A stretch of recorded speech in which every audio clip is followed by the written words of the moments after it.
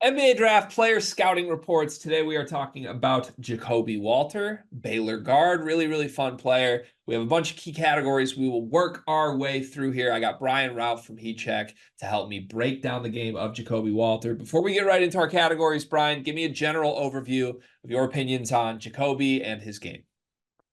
He is a really, really good player who is going to make an impact right away in the NBA with his shooting. He is a knockdown shooter. He's great in spot situations. He's good on the move. He's okay off the bounce. I think that's part of his game that's developing is his ability to create for himself.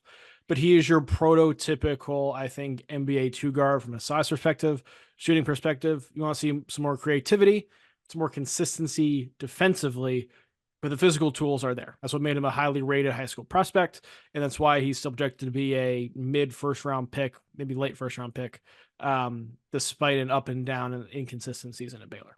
Yeah, scoring is like the thing here, right? Like he's gonna have to Yep. score because I don't know how much else he brings to the table. He's one of those prototypical Baylor guards where if you're a college basketball fan, you've come to be familiar with Scott Drew's program with NBA level guards since they won the Yep. national championship. You think Davion Mitchell, you think Keontae George. Jacobe Walter was like the next one and done Baylor guard. Everybody knew he was going to be a pro. The only problem was he didn't shoot the ball as well as he's capable of. I think he would tell you that. He was only 37% from the floor, 34% from three. I was stunned when looking at him for the research for this. I thought he was way bigger than 6'5". Like he just plays bigger than 6'5" when you watch him. And I Lanky. I am He's a got the yeah, wingspan. I am a little worried about that at the NBA level, but I guess if you play bigger than you are, that's probably a good thing. Let's get to our categories. What is one word to describe Jacobe Walter? My one word is floater. And this is both a good thing and a bad thing. I have floater from the standpoint of like I think he is somebody who can float from team to team, make an impact no matter where he is. I also think he floats in and out of games. It's honest, right? I mean, Yeah, it was one of those things where even in Baylor's good moments, you kept waiting for him to be the dude. And honestly, from a college basketball fan perspective, it never happened. It was like Ray J. Dennis's team. And there would be right. Jacobe Walter moments, but it was always frustrating because I felt like he was the best player on Baylor, but for whatever reason, it never fully clicked. My word to describe him is smooth. Yeah. And I think for the rest of this, I might end up coming across as a Jacobe Walter skeptic. But I'm not skeptical about how smooth he is offensively because when you watch him when he's good, it just looks so fluid. It looks so easy. He truly is an effortless scorer of the basketball. And honestly, there probably aren't many guys who could shoot below 40% from the field, below 35% from three, and be characterized as an effortless scorer. But Jacobe Walter is one of them. Is he more likely to hit his floor or his ceiling in the NBA?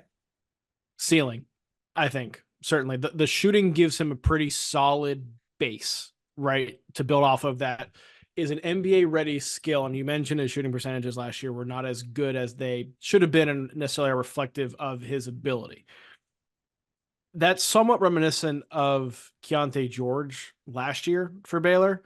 If you remember, his season followed the same kind of trajectory where early on in the season it was like, oh my gosh, look at this incredible Baylor freshman guard. He's incredible.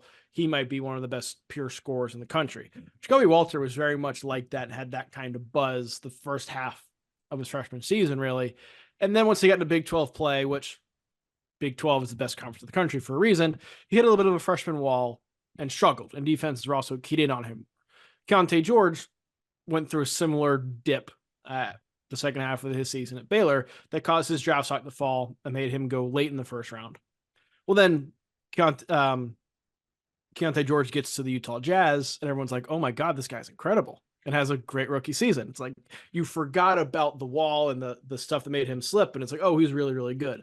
I think we could see something similar with Walter. He's got to go to the right spot, but the shooting is going to allow him to be on the floor in a rotation, and then you can build your game off of there. And so I'm more likely ceiling them. Okay, everything you said makes sense. I'm on the opposite side. I am on the floor, which saddens me because he is a player I truly am rooting for that I really like watching.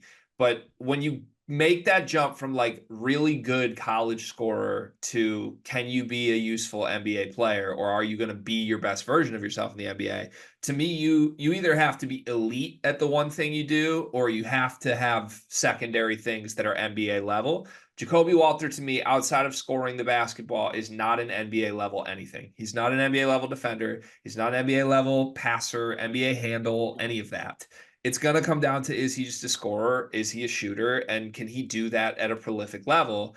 I think he could. I think it's possible. But given how inefficient he was his 1 year in college, I think it's a lot more likely that doesn't come to fruition.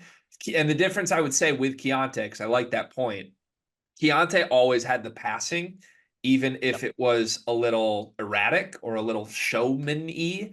Jacobe just doesn't. Jacobe's like either going to score 20 today or he's not. And I'm fearful that that's going to be an obstacle for him when he gets to the league. Best team fit. What would be a really good spot for Jacobe to land? I think it's a spot where he does not have to have the ball in his hands to make plays, create for himself. I think that's what makes the Lakers at 17 a Ooh. really good spot for him. He's somebody who can contribute without a play being drawn for him. He's going to stretch the defense with his shooting and his spacing to allow guys like LeBron and D'Angelo Russell the chance to get downhill, get to the lane. You're not worried as much about defense when you have AD back there, and the Lakers don't care as much about defense, so that's fine.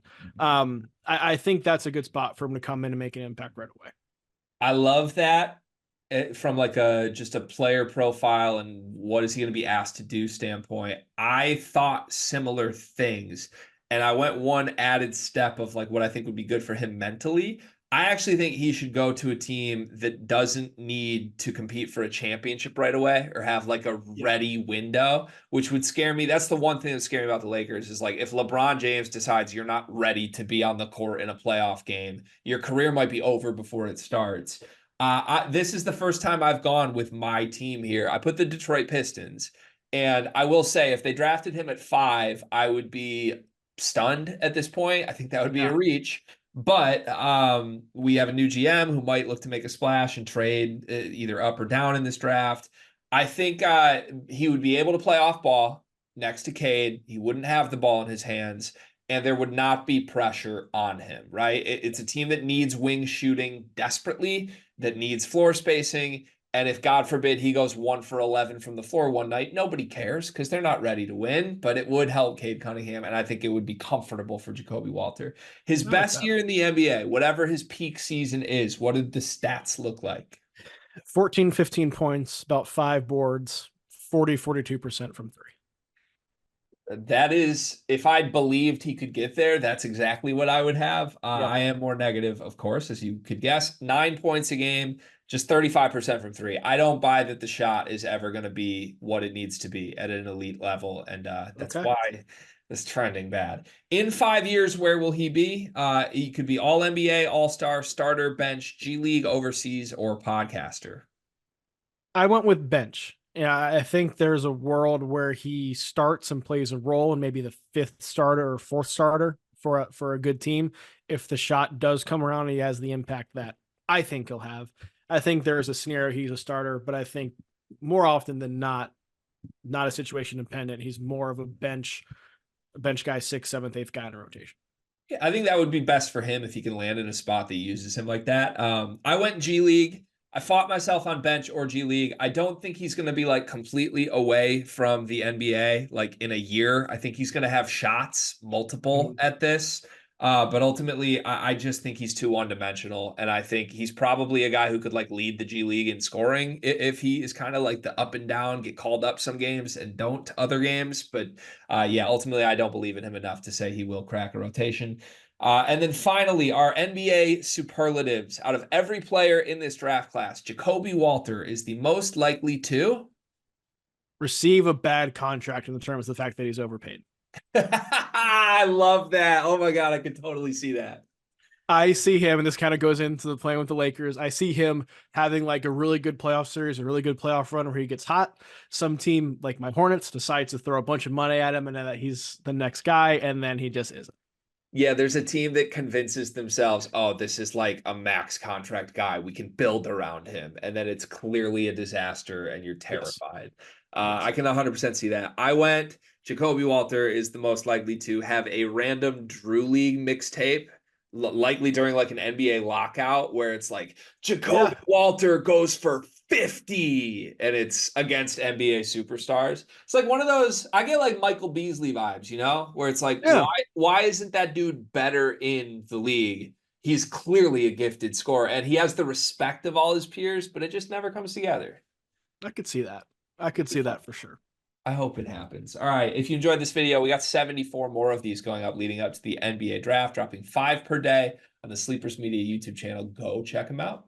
The NBA draft is coming up, and I've got something awesome for you. We are partnering with the people at NBA 2K Lab. NBA 2K is the best video game on earth. The people at 2K Lab are making some awesome stuff to make that game even more fun, and they just launched their 2024 NBA Draft Simulator, where you can find the official Sleepers Media big board. We ranked our top 75 players in this draft class. Me, Carter, Brian Ralph, Riley Davis. We did it together, and it is featured on the 2K Lab NBA Draft Simulator. You can take control of any team in the draft, play GM with just one click, and see our entire rankings before these videos even come out. Check out the link in the description of this video to try out the draft sim for yourself, and you can find more mini games at nba2klab.com/NBA-mini-games.